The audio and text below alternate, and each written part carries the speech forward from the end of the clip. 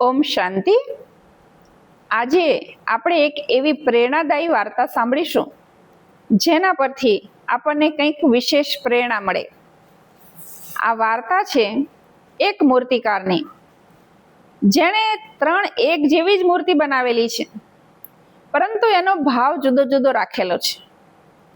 એક મૂર્તિનો ભાવ છે 5,000, બીજી મૂર્તિનો ભાવ છે 15,000 અને ત્રીજી મૂર્તિનો ભાવ છે 50,000. આ 3 અલગ અલગ ભાવવાળી મૂર્તિ લઈને આખા શહેરમાં ફરે છે. કોઈ 5,000માં લે છે, કોઈ 15,000માં, તો કોઈ 50,000માં. જ્યારે બધા વ્યક્તિઓને ખબર પડે છે કે આ મૂર્તિ મેં જે 15,000માં લીધી એ તો આણે આગળ 5,000માં વેચી છે, કોઈને ખબર પડે છે કે આ 5,000 વાળી મૂર્તિ તો મેં 50,000માં લીધી છે, આવું કેમ?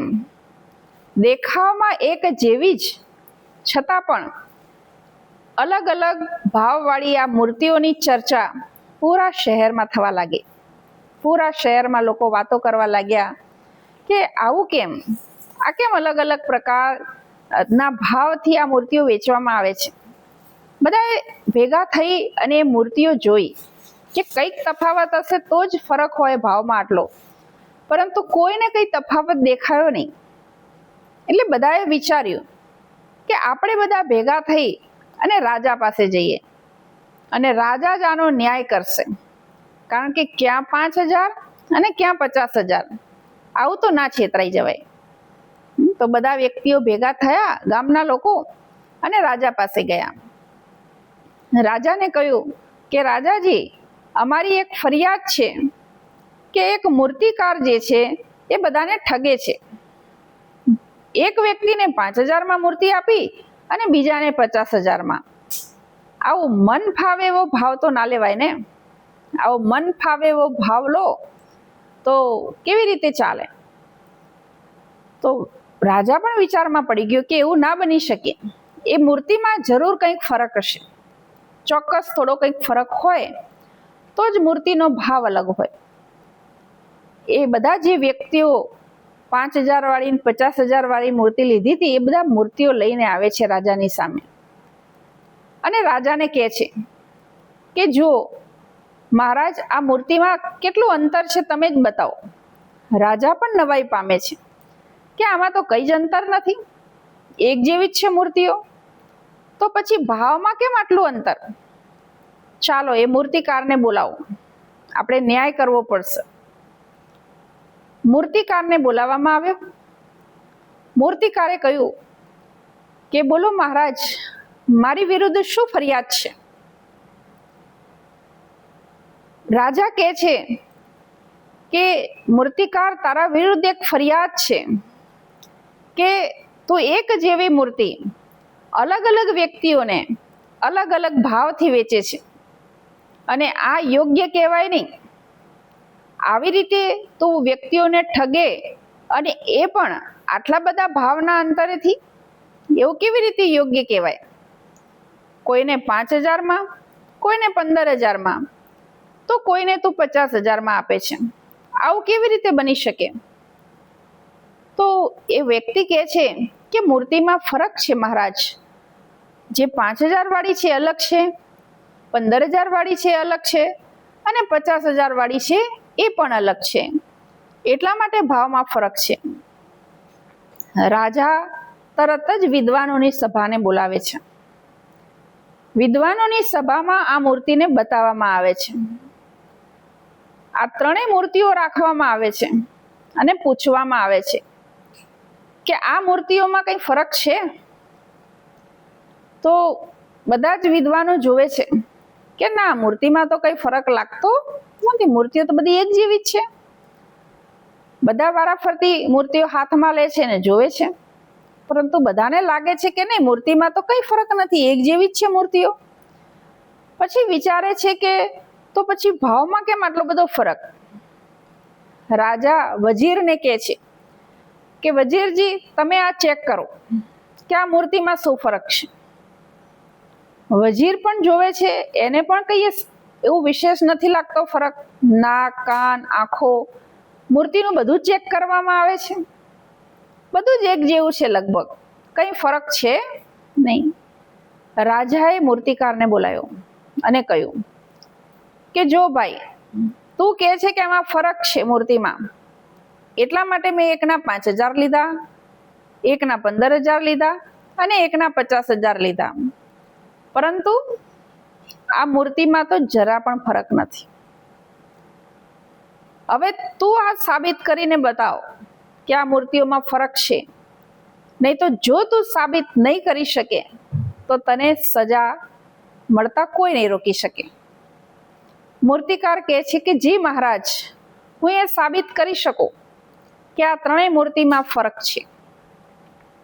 રાજાને કહે છે કે મહારાજ, મારે એક સળિયો જોઈએ, એના માટે રાજા તરત સેવકને બોલાવે છે અને કહે છે કે સળિયો, લોખંડનો પાતળો સળિયો જે મંગાયો છે મૂર્તિકારે, એ હાજર કરવામાં આવે.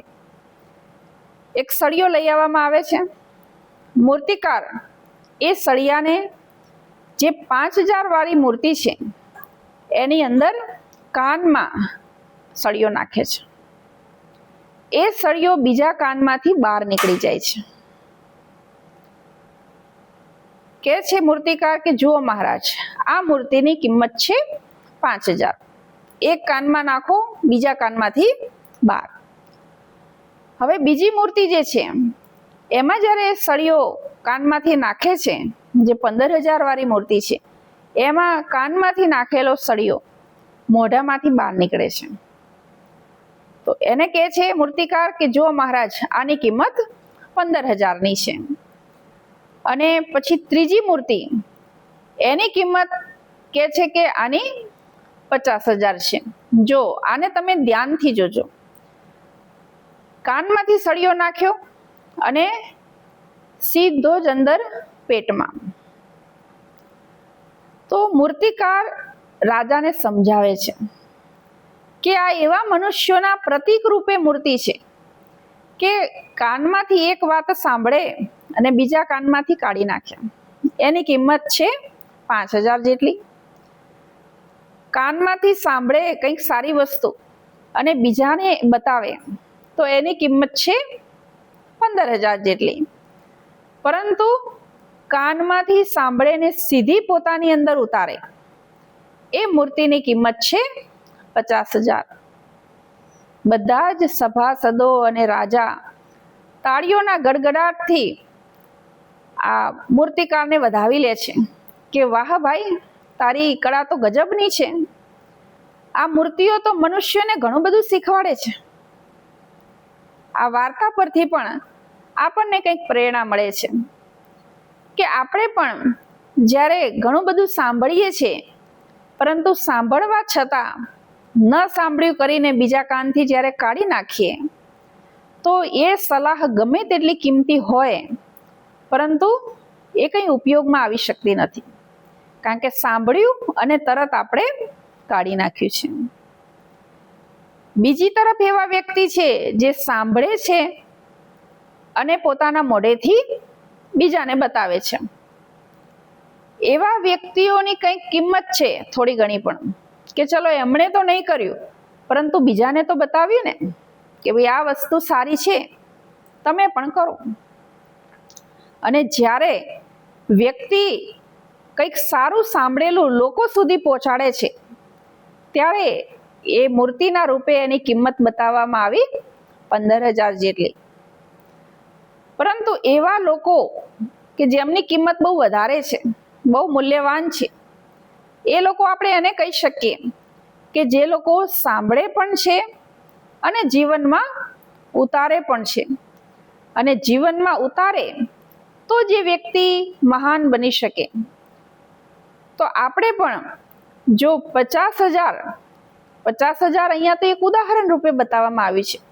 ખરેખર જે મહાન વ્યક્તિ છે એ તો બહુ અમૂલ્ય છે, એની કોઈ કિંમત નથી હોતી, છતાં અહીંયા ઉદાહરણ રૂપે બતાવવામાં આવ્યું કે વધારે જો મૂલ્યવાન બનવું છે તો આપણે જે પણ સાંભળીએ છીએ દિવસ દરમિયાન, અથવા સારા લોકોના સંપર્કથી, સત્સંગથી, કે કોઈ પણ માર્ગેથી જ્યારે આપણે કંઈક સારું સાંભળીએ છીએ, તો એને સાંભળીને આપણે બીજા કાનેથી કાઢી નથી નાખવાનું, કે સાંભળીને ખાલી બીજાને સંભળાઈને ખુશ નથી થવાનું. જેમ બજારમાં કંઈક સેલ લાગ્યો હોય કોઈ વસ્તુનો, તો વ્યક્તિ એકબીજાને કહે છે કે આ વસ્તુ બહુ સસ્તી મળે છે, ફલાણી જગ્યાએ સારી અને સસ્તી વસ્તુ છે, તો વ્યક્તિ પોતે પણ ખરીદે છે અને પછી બીજાને કહે છે.